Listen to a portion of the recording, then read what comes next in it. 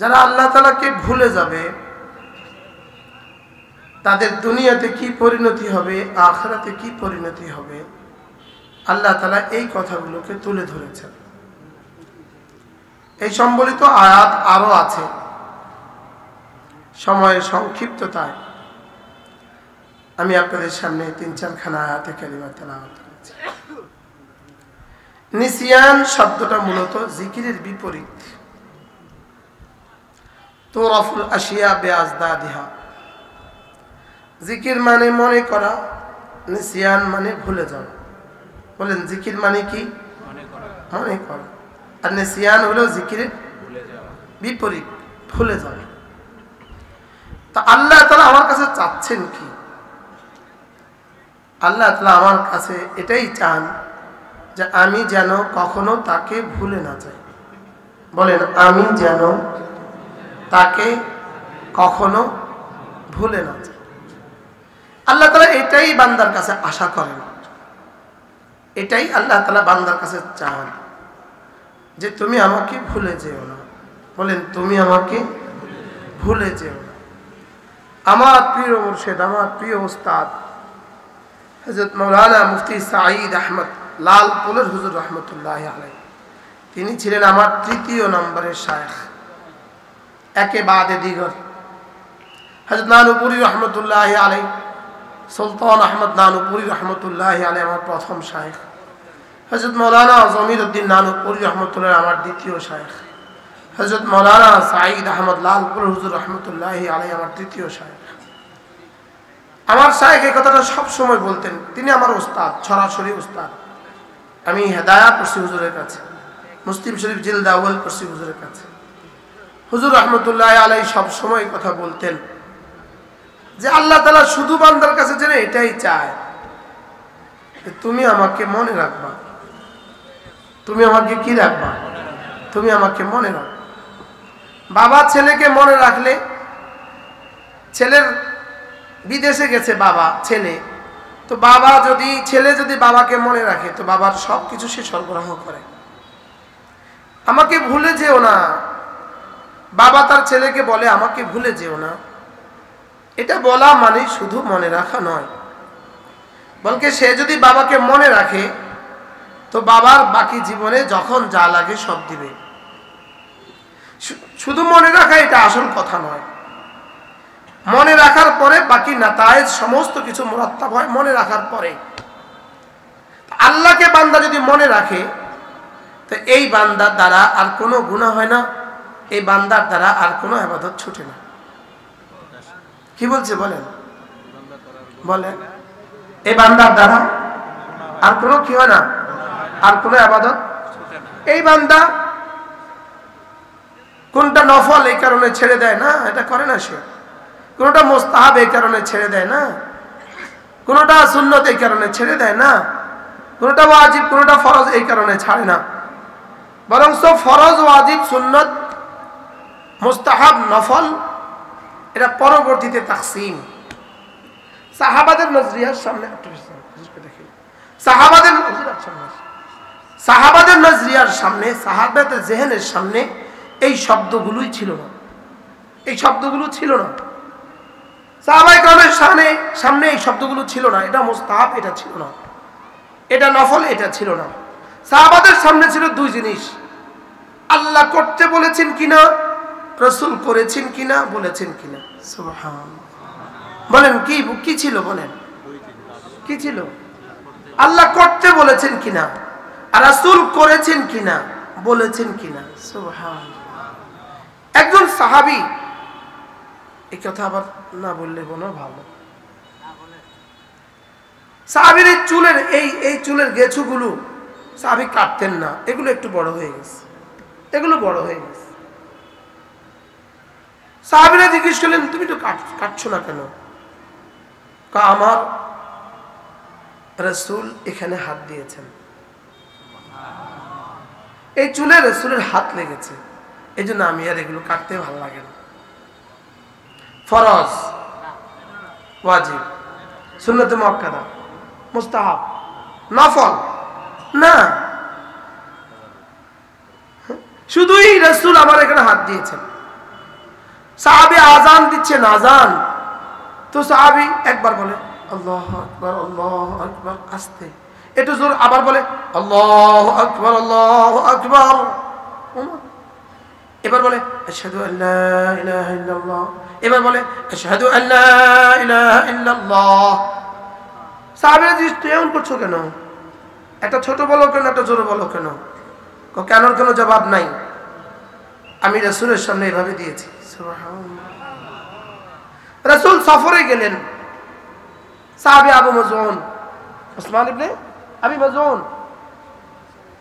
সফর, ঠিক আছে না? উসমান ইবনে মাযউন সফরে গেলেন। রাসূল আযান দিচ্ছেন, সাহাবী রাসূল আযান দিচ্ছেন। এই বাচ্চা উসমান ইবনে মাযউন, বাচ্চা মুসলমান এখনো হয় নাই, সে কিছুই বুঝে না। সে আযানকে কি করছে? ব্যঙ্গ করছে। সে কয় আল্লাহু আকবার, আল্লাহু আকবার। এই তাকে ধরে নিয়ে আস, তাকে ধরে নিয়ে আস। এই ছেলে কি বলছো? আল্লাহু আকবার, আল্লাহু আকবার, সুবহানাল্লাহ। আগেরবার বলছে কি আস্তে, পরের বার বলছে কি? এই সাহাবী আজীবন এইভাবে আযান দিতেন। সুবহানাল্লাহ। সাহাবাদের সামনে ফরজ, ওয়াজিব, সুন্নতে মুআক্কাদা, মুস্তাহাব ছিল না। সাহাবাদের সামনে কাজ ছিল দুটো, আল্লাহ বলেছেন কিনা, রাসূল বলেছেন বা করেছেন কিনা। সুবহানাল্লাহ বলেন। পরবর্তীতে ফুকাহায়ে কেরাম এগুলোকে তাকসীম করে আমাদের জন্য সহজ করেছেন। আমাদের জন্য কি করেছেন? আমাদের জন্য সহজ করে দিয়েছেন। তাইলে মূল বিষয়, জীবনের মূল আলোচ্য বিষয়, জীবনের মূল চাওয়া, আল্লাহ তাআলা আমার কাছে চাচ্ছেন কি? তুমি আমাকে ভুলে যেও না। বলেন তুমি আমাকে, তুমি যদি আমাকে মনে রাখো, ফরজও ছুটবে না, ওয়াজিবও ছুটবে না, কোনো ইবাদত ছুটবে না, কোনো গুনাহ হবে না।